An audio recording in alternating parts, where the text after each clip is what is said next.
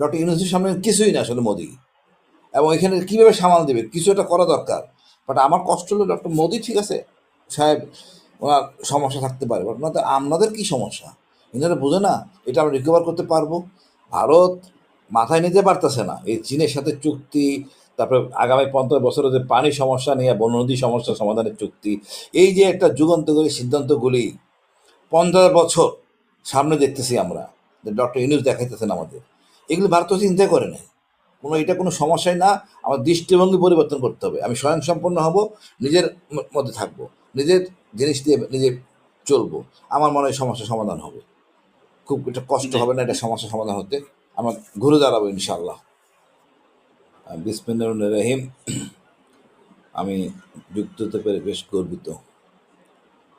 আমি আসলে এই বিজনেসের ব্যাপারে খুবই নাজুক অবস্থায় আছি, তারপর যেটুকু বুঝি আমি সেটুকু আপনাদেরকে কন্ট্রিবিউট করার চেষ্টা করব।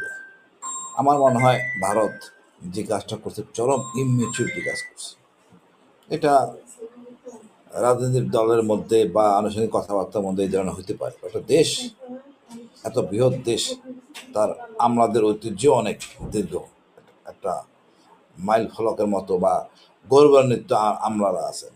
মোদি সাহেব এরকম ভুল করতেই পারেন, আর এস এর স্বার্থে হোক, আর তার আমলারা কী করলেন আমি জানি না। বাট এটা করে ভালো হয়েছে আমার মনে হয়। আমাদের খুব একটা লস নাই। আমাদের বাণিজ্য উপদেষ্টা যিনি আছেন উনি বেশ ভালোভাবে হ্যান্ডেল করছেন, এবং আমরা নিজেরা স্বয়ংসম্পূর্ণ হব। এটা আমাদের মনে হয় দরকার ছিল। কেন পর নির্ভরতা থাকবে আমাদের মধ্যে। তবে দুঃখ হলো আমাদের যখন সাফল্যের দিকে যাচ্ছি, ভারত একটার পর একটা সমস্যা সৃষ্টি করতেছে। আমাদের ডক্টর ইউনূসের সরকারকে বললো, সম্মানের সরকারকে, এই সরকারকে বলবো যে খুব ভালো একটা সিদ্ধান্ত হয়েছে যে তারা কোনো কাউন্টার কোনো অ্যাকশানে যায়নি। আমাদের কিন্তু অসংখ্য ফিঙ্গার্স আছে ভারতের বিপক্ষে কাউন্টার করার। আমার মনে হয় একটু ধীরে সুস্থে আস্তে আমরা এর জবাব দিব। আমাদের এখন আমি মনে করি এটা সুযোগ হয়েছে আমাদের এই সরকারের। আমি তো অনেক দেখলাম ভারত কোনোটাই আমাদের পছন্দ করতেছে না। চীন গেলাম, এতে গা জ্বালা শুরু হয়ে গেছে। তারপর দেখেন থাইল্যান্ড, গা জ্বালা সমস্যা। ভালো একটা প্রতিষ্ঠিত একটা সংলাপ সেভেন সিস্টার নিয়ে করছেন, এটা অবাস্তব কিছু বলেন নাই। আর ভৌগোলিকভাবে স্বীকৃত যে জিনিসটা সেটাই উনি বলছেন। ভারতে সহ্য করতে পারতেছেন না, কারণ ভারত তো চুক্তি করছে হাসিনার সাথে, বিনা পয়সায় চুক্তি বা না দিয়া যদি কিছুটা করা যায়, নিজ রাষ্ট্রের মধ্যে দিয়ে যাবে, তো আমরা ট্যাক্স দেবো কেন? এরকম একটা শুল্কমুক্ত বা একদম না দিলেই নয় এরকম একটা চুক্তি ভারত করছিল সেভেন সিস্টারের সাথে, বা এই লেনদেনে যেগুলি ছিল। আমরা কিন্তু ওনার ডক্টর সম্মানিত ডক্টর ইউনূসের সরকারের সাথে নতুন করে কিছু করবেন বা এটা সহ্য করতে পারতেছিলেন না, এবং ওনারা বারে চেষ্টা করতেছেন যে নির্বাচিত সরকারের সাথে আলোচনা করবেন।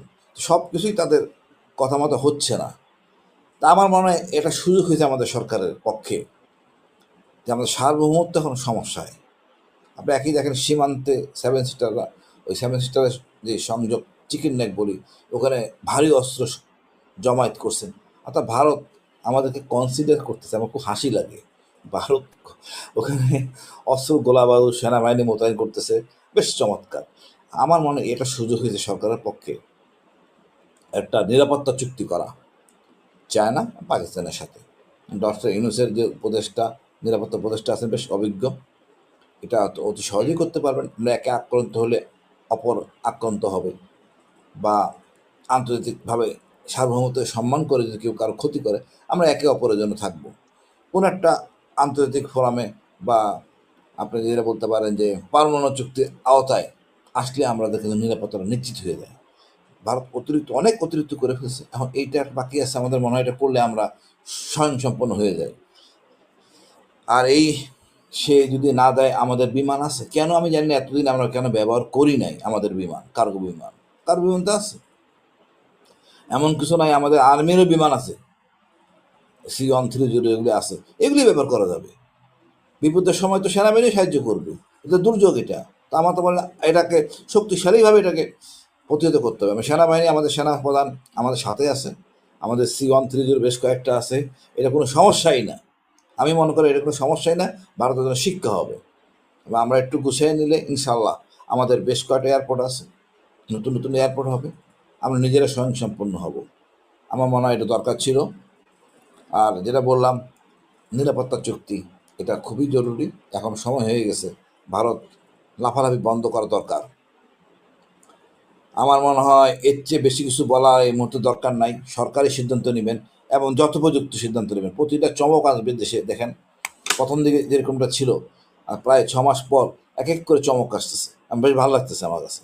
আমি খুব বিব্রত ছিলাম, অনেক অনেক রকম বকাঝকা করছি। এখন দেখতেছি না, সুন্দরভাবে গুছিয়ে আনতেছে এবং বেশ জোরালো এক একটা চমক, যা আগে আমরা চিন্তাও করতে পারিনি। এক একটা 5 বছরের টাইমে এক একজন যা করতে পারেনি, ডক্টর ইউনূস বলবো যে যা করছেন বা করতেছেন সব লাইন ঠিকঠাক মতোই আছেন। যোগ্য উপদেষ্টাদের বসাইছেন, যারা চাটুকারিতা করে না, সত্য কথায় কাজ করে। এটাই দরকার ছিল। আর আমাদের সেনাবাহিনীও আমাদের সাথে আছে, কোনো ইনশাল্লাহ কোনো সমস্যা হবে না।